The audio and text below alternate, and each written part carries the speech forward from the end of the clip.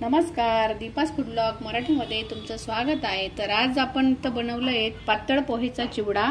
तर तुम्ही बघू शकता एकदम कुरकुरीत असा हा चिवडा आहे पातळ पोहेचा। 1 किलोच्या प्रमाणात हा चिवडा बनवलेला आहे। खायला एकदम छान आणि बनवायला एकदम झटपट आहे। मस्त खमंग चवीचा असा आंबट गोड चवीचा पातळ पोहेचा चिवडा इथं बनवतोय आज आपण। तर या दिवाळीमध्ये नक्की हा चिवडा बनवून बघा आणि व्हिडिओ शेवटपर्यंत बघा। व्हिडिओ आवडल्यास व्हिडिओला आत्ताच एक लाईक करा। चॅनलवर नवीन असाल तर चॅनलला सबस्क्राइब करा। व्हिडिओ बघितल्यास धन्यवाद।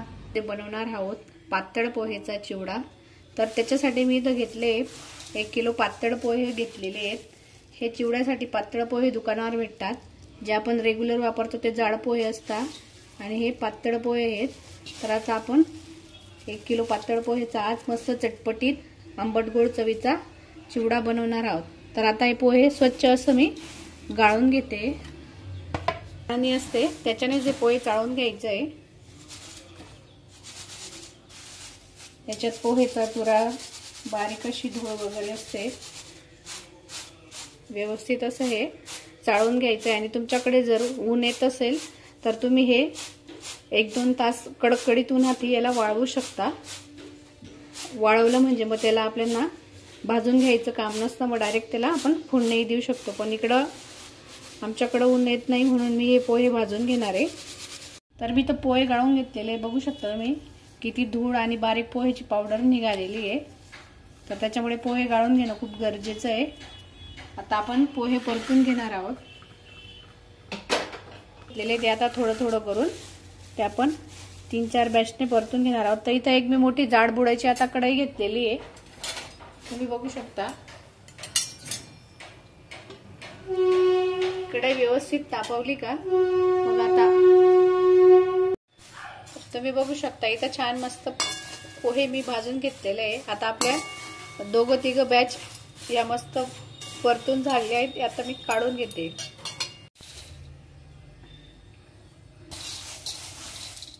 आपलं पोहे मस्त आता भाजून झालेलं आहे, गार होतंय। तोपर्यंत आता आपण साहित्य बघूया। 1 किलो पातळ पोहे चा चिवडा बनवण्यासाठी इथं घेतलंय मी 1/2 किलो खोबरं घेतलेले, पातळ असे काप करून घेतलेले आहेत।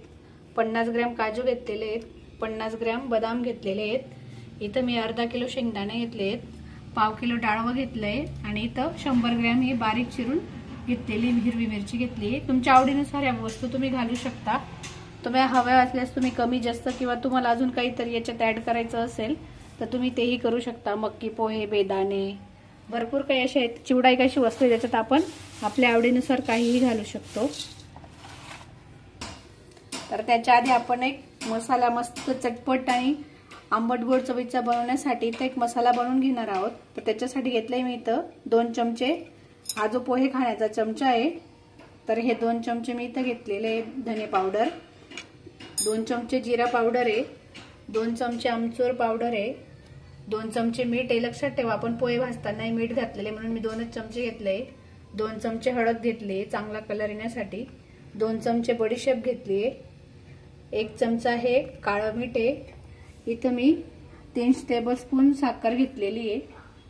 आता हे आपण मस्त सुगंधित वाटण हे मिक्सरला आता आपण वाटून घेणार आहोत। तर आपण इथं पहिले कोरडं मिक्सरचं जार घ्यायचं आहे, त्याच्यात साखर घालून घेतली आहे, मीठ घालून घेणार आहोत, काळं मीठ, जिरा पावडर,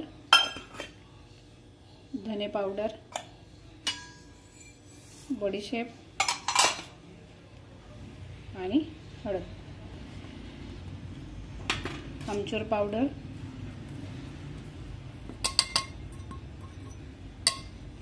हे मस्त आता आपण मिक्सरला वाटून घेणार आहोत। मग बघू शकता तुम्ही मस्त आपलं सुगंधित असं वाटण तयार झालेलं आहे। घरभऱ्याचा मस्त सुगंध पसरलेला आहे। तर आता आपण जे बाकीचं आता माल मटेरियल आहे ते तळून घेणार आहोत। मी इथं एका साईडला आता कढईत तेल तापत ठेवलेले आहे। आता इथं आपण पहिल्याच वेळेस आपण आता इथं काजू तळून घेणार आहोत। काजू मस्त गुलाबी रंगावर परतून घ्यायचे आहेत।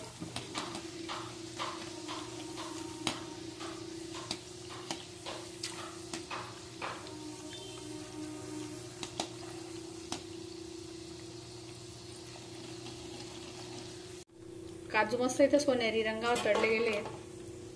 आता लगेच आपण याच्यात बदामी तळून घेणार आहे.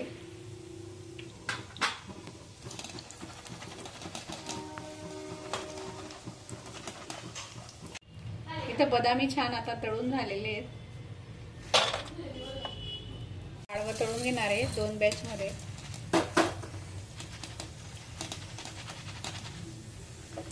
डाळवाला जास्त तळू नका, पहिलेच ते भाजलेलं असतं, त्यामुळे फक्त हलकासा आपण तेलात असं परतून घेणार आहोत.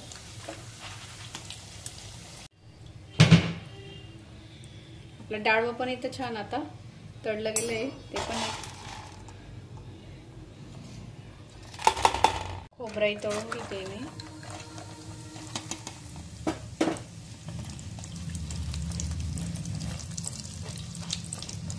खोबरे मस्त तांबूस असं तळून घ्यायचंय. आपला चिवडा वातळ होण्याचा हा एक हे पण असतो की आपण खोबरं, शेंगदाणे जे सर्व आपले तळणीचे पदार्थ आहेत तेही आपण व्यवस्थित तळले तर चिवडा कुरकुरीत राहतो. जर आपण ते व्यवस्थित नाही तळले तर त्याच्यामुळे चिवडा वातळ होण्याची शक्यता असते. म्हणून सर्व जिन्नस हे कुरकुरीत होई तोपर्यंत तळून घ्यायचे, म्हणजे संपेपर्यंत चिवडा हा वातळ नाही होत. घेतलेलं आहे. आता आपण शेंगदाणे तळून घेणार आहोत.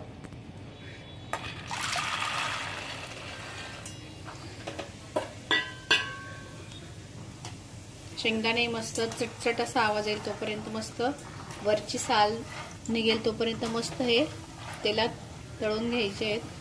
खरपूस असे शेंगदाणे झाले म्हणजे चिवडा पण छान असा खरपूस लागतो. मस्त खमंग खरपूस असे आपले शेंगदाणे तळून झाले आहेत बघा. साल तळते तोपर्यंत ते आता एकच काढून घेणार आहे. 10 ते 12 कढीपत्त्याच्या काड्या घेतल्या आहेत.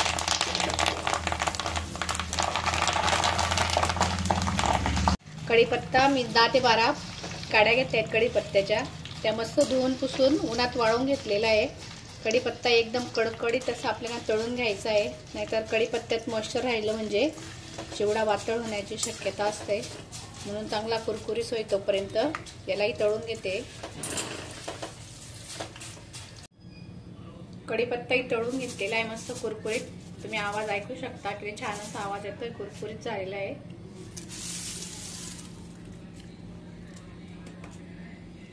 इथं मिरची तळून घेणार आहे.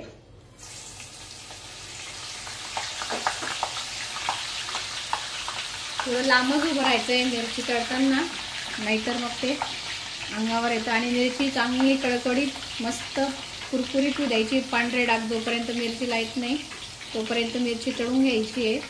मिरची जर व्यवस्थित नाही तळली तर चिवडा परत वातडा होण्याची शक्यता असते. त्यापर्यंत जोपर्यंत पांढरे डाग होत नाही मिरचीवर तोपर्यंत मिरची तळून घ्यायची आहे.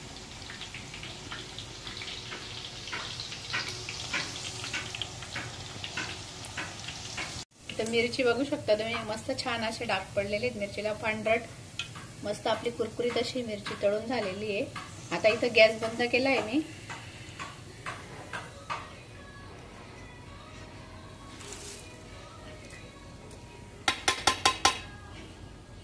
साहित्य आता आपलं हे तळून झालेलं आहे. आता हे जे पोहे आहेत आपले त्याच्यात हे आपण सर्व टाकून घेणार आहोत.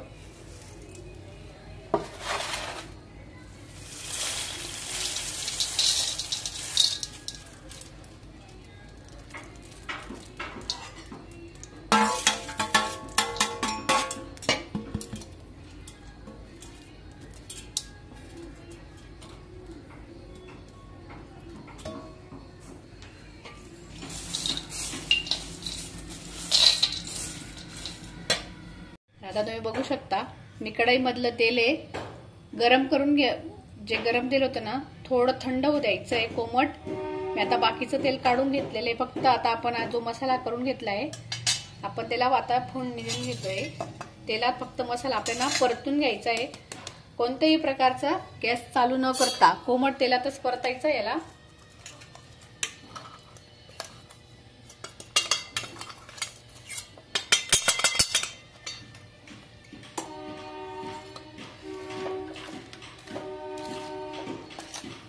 लक्षात असू द्या गॅस बंद आहे आणि तेल कोमट आहे.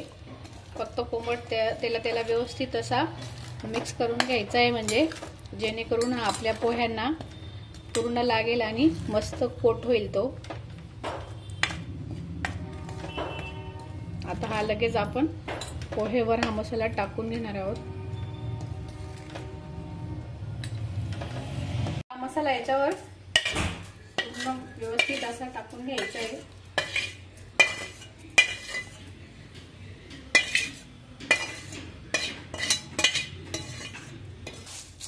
याला व्यवस्थित आता असा कालवून घ्यायचं आहे.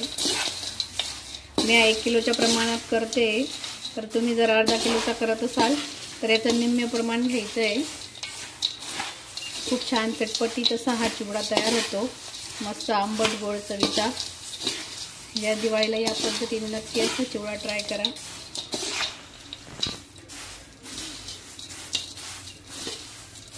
मस्त याला हवाबंद डब्यात असा महिना ते 1.5 महिना आरामशीर हा चिवडा राहतो.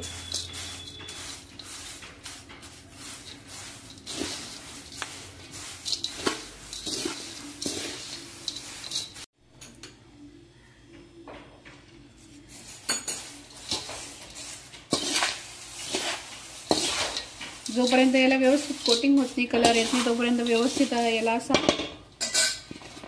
हात न मारता आणि असं थोडं मोकळं भांडं घ्या, म्हणजे व्यवस्थित असं कालवता येतं. माझ्याकडे मोठी कढई होती म्हणून मी कढई घेतली. जर तुम्ही बघू शकता इथं आपला मस्त चटपटीत कुरकुरीत मस्त आंबट गोड चवीचा पातळ पोहेचा दिवाळी विशेष फराळ तयार आहे. तर व्हिडिओला लाईक करा, चॅनलवर नवीन असाल तर चॅनलला सबस्क्राईब करा आणि अशाच नवनवीन रेसिपीजसाठी दीपा फूड ब्लॉगला फॉलो करा. धन्यवाद.